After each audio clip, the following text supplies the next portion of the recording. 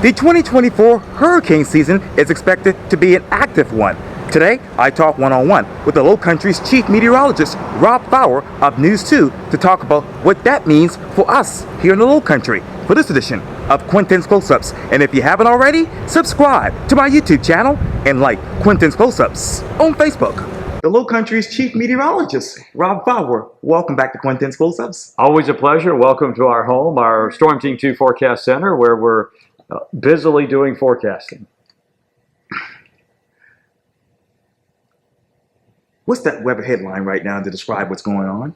Well, right now, as we are taping this, probably more heat and humidity coming up. Also, the lack of rainfall. Here in the month of June, it's been amazing because we've had 2.8 inches, almost 3 inches of rain, but most of that, the majority of that, fell in just 2 days. So out of the first roughly 3 weeks of June, only 2 days have seen measurable rainfall. So it's one of those situations where even though the averages are close to what the monthly average should be at this point in the month, we know that it's been spread out quite a bit. Wow. Where should we be right now with rainfall? Well, for the year, we're actually above normal by about 2 inches or so. But June is one of our wettest months because of thunderstorms. And even though we have seen some thunderstorms, it hasn't been widespread, Quintin. So little pockets of area have probably seen more showers and thunderstorms than others. And that's the way it plays out this time of the year. It's kind of feast or famine. You may have seen plenty and you may not see any at all. And I've seen some of the ponds in my neighborhood. They're as low as I've seen it in a long time. Whoa. How much more rain do we need to catch up from actually having a drought? Well, I don't want to jinx it, but we could use maybe a slow-moving tropical depression of some sort to kind of dump several inches of rain. Not all at the same time, but maybe spread out over a period of time. But it doesn't look like that's going to happen anytime soon, even though we've got a couple of things in the tropics that could add additional moisture to the mix. Speaking of which, I'm looking at the satellite right here right now. And obviously, we're in hurricane season. And I know the folks at the Colorado State University have actually released its forecast for the 2024 season. The forecast calls for 23 named storms, 11 of those becoming hurricanes, and 5 of those becoming major hurricanes, category 3 to high, I believe. And I know in an average year, Rob, we actually have experienced at least 14 named storms, 7 hurricanes, and 3 major hurricanes. So what's the primary factor with that actually kicks up during this time? Well, there are several. Number one, we are losing El Nino, and we're going into a La Nina. We're kind of in a neutral pattern. And to kind of explain to your listeners and viewers what that means is there's a periodic warming of the waters off the coast of South America that tend to create upper-level winds that will tear the storms apart as they're building in the tropical Atlantic. That's El Nino. La Nina is the reverse. We don't have those upper-level winds, so these storms can grow vertically. That's one factor. Number two, we have very, very, very warm ocean temperatures in the Gulf, the Caribbean as well. So probably in some cases record levels already here in the month of June. Numbers that we should see in August, we're seeing in June when it comes to surface temperatures. And another factor, the fact that we think there's going to be more rainfall in Africa. So when you have more rainfall in Africa, those storms eventually get out into the eastern Atlantic, and they can develop. So you've got 3 factors right now working against us, and that's why the NOAA forecast and the folks at Colorado State University are really off the charts. Wow. So with these higher ocean temperatures, Rob, do you expect us to see more tropical activities now versus August and September? That's a good question, Quintin. Typically, our season really doesn't begin until August, September. June and July, we see a lot more storms happening in the Gulf and the Caribbean and off the southeast coast, but not in the far eastern Atlantic, what we call, those Cape Verde storms. That Hugo was one of those. So we'll have to wait and see. But the fact that you've got warm ocean temperatures, warm Gulf temperatures, warm Caribbean temperatures, things can fire up pretty quickly, and we could be impacted one way or the other. Why do you think the ocean temperatures are firing up so quickly? Well, they just haven't cooled that much. The process is, and if you want to get into global warming, I think there's no doubt that the Earth is getting warmer. The question is, how warm? And sea level is rising, so you've got situations like we had on December 17th of last year where you had all the factors working in with an onshore wind flow, a nor'easter, that we had our 4th highest tide level in Charleston Harbor. Out of the top 5 and 6, that's the only one that didn't have anything to do with a tropical system. So right there, that's out of season, it's in the month of December, and it's one of the highest tide levels that we've ever seen. Wow. And where are tide levels usually during this time of the hurricane season? Yeah, it just depends on the monthly moon phase. You know, during the full and new moon, we typically have an alignment of the Earth, Moon, and Sun. So the tides are a little bit higher and they're a little bit lower on the low side. Then when you factor in perigee, which is when the moon is closest to the Earth in an elliptical orbit around us, that is a bigger pull. So you throw that in there, and then if there's a wind that's coming in from the ocean where the pressure patterns are such that you've got a northeast or easterly wind, that also can compound. So in any given situation with a tide, we could certainly have some issues. Will any African dust be strong enough to actually choke off any hurricane development? I think there will be some African dust that, the Saharan dust, we call it, Yes. that will choke a few storms from time to time. It was very beneficial last year. We had a lot of that, and that choked off a lot of storms, but it's not a continuous thing. Right. It's very ebb and flow, and with the forecast for more storms in Africa, the monsoonal season, they call it, maybe that eliminates a lot of the time that we would have the Saharan dust that would kind of choke those storms. You get dust in the atmosphere, you're not able to see those storms form properly. Wow. And how do you think these storms actually form properly this year? Yeah, I mean, all the indications are that it's going to be a pretty active year. And the numbers you threw out are well above average. But I do have to mention last year, Quintin, we had 20 named storms that tied for the fourth busiest season on record. But if you look at the tracks, the only one that really impacted us was Idalia. Most of the tracks stayed offshore. Do we get this lucky again this year? I just can't predict that right now. I think the numbers will be there. The more numbers, potentially more impacts. We just can't predict that right now. But again, if we get into the 20s, 23, 24, 25 named storms, then you're putting yourself in a situation where there's more of an opportunity to be impacted by some given storm, whether it be a depression storm or even a hurricane.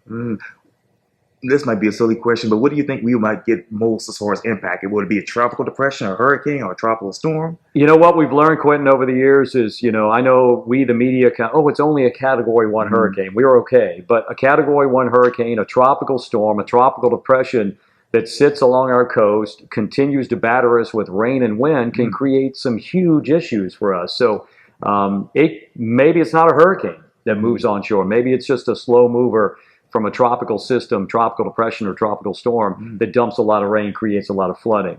So we've got to be careful when we talk about, well, it's not even a hurricane, because maybe it's not a hurricane, but it could also impact us just greatly. And we've seen that a lot. We have seen that a lot, yes.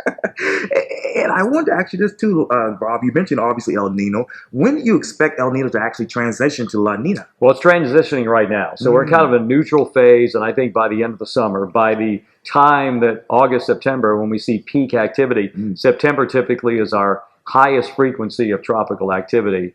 That's the month that has the most, that we're probably going to see that transition having finished into a La Nina, and that will take us all into the fall. Wow. And I know earlier you mentioned about our forecast models. So how does the delta factor into this particular forecast model? Well, I mean, basically, all the models that we use, we have to be really diligent that we look at all the different models because they all have different parameters. Some are based on climatology, some current weather observations. So we have to, look at all the different models, whatever factor it may be, European, GFS, Japanese, Canadian, German, all of those that we look at, and we've got to paint the picture. And what we can't do, though, is look at one model 10 days out and say this model is the right model, because a lot of things, no doubt something's going to change. Man. And speaking of which, what is the current water temperature right now? Oh, we're in the low 80s, at least along our coast, but we're also in the mid to upper 80s. So 80 degrees is kind of that optimum temperature. That's the temperature you need for these tropical systems to form. So we're well above that and have been well above that so far for the month of June, and that will continue. The 3 warmest months of the year, June, we're in now, July is coming up, and August. So, you go July, August, June, and those are the top 3. Wow. When you look back at, obviously, this forecast prediction to right now, does this look like 2020 to you? It could. I mean, obviously, we were impacted. We've been impacted by many storms over that time. 2020 was Isaias, Yes. 2022, of course, Ian. So, we're in a susceptible area. We have to be ready every single year for any kind of an impact. The last major hurricane to hit our landfall along the South Carolina coast was Hugo, and we're coming up on 35 years. Now, we've had other hurricanes, but a major hurricane making landfall, the last one was in 1989. That was Hurricane Hugo. So it's been a while. It's been 3 decades, and in many cases, I guess you could say it's generational. It's been a whole generation that has not seen a major hurricane. And you touched on a little bit, Rob, in regards to global warming and obviously, sea level rising. But why do you think that these hurricanes are back to back so fierce like this? What we're really most concerned about is rapid intensification, and that has become a topic that the experts, the scientists are studying. How do these storms, we know how they form, but why do they intensify so quickly in just a matter of a half a day or a day or 2 days? And they go from a Category 1 to a Category 5. So we've got to continue to study that. But, you've got to have the right conditions. You've got to have the warm ocean water. We've got that.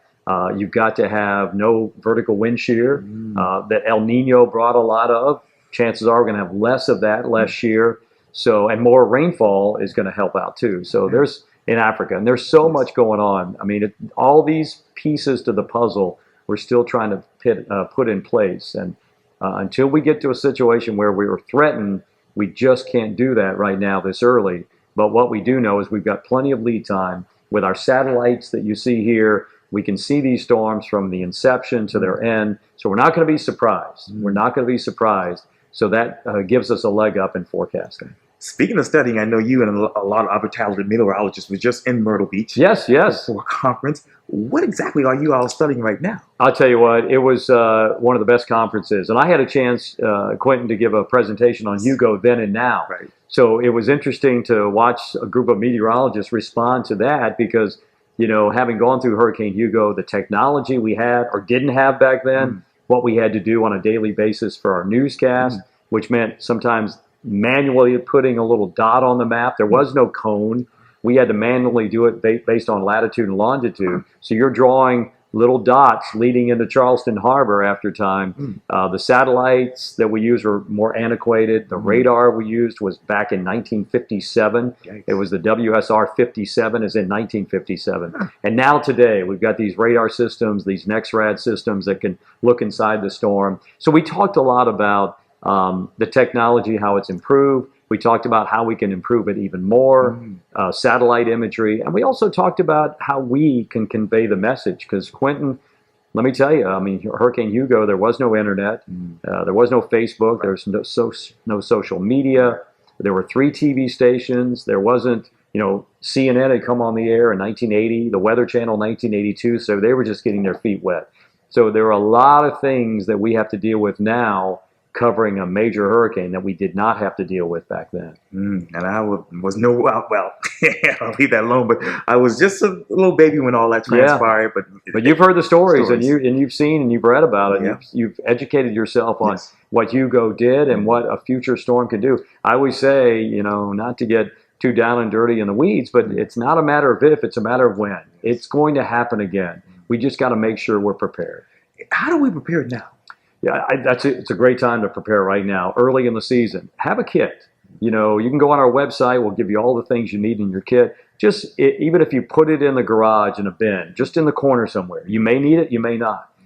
Just know where you're going to go. Make sure your family members know where they're going to go. Make sure you communicate if you do have to leave where you're going to go and who's going with you.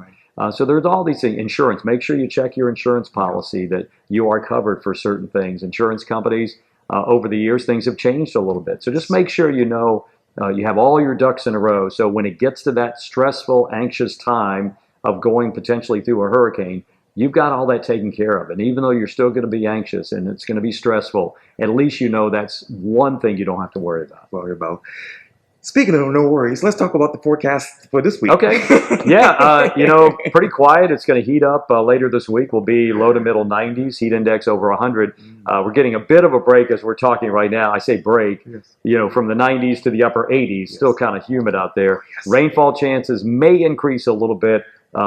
We do have a little disturbance in the Bahamas, but it's shown less and less tendency to develop. So I don't know if we'll get a lot of rain out of that, but with an onshore wind flow, certainly a passing shower here or there. And let's talk about the people at the beaches, Sullivan's Island Farms. Beaches. Yeah, beaches are going to be fine. You might get a shower coming in from the ocean, but as we know at the beaches, it's in and out. Yeah. So you may have to, run in real quick. If there's obviously when thunder roars, go indoors, there's lightning. But chances are pretty good we'll have some good beach weather over the coming days into the weekend, and you might need it because it's going to be hot over land, but keep in mind the water temperatures are low to middle 80s. So I'm not sure if you're going to get much of a refreshing dip in the ocean with the temperatures that warm. That's exactly right. Well, the Lowcountry's Chief Meteorologist, Rob Fowler, thank you for your time. And again, welcome back to Quintin's Close-Ups. Thank you, Quintin. Always a pleasure. Likewise.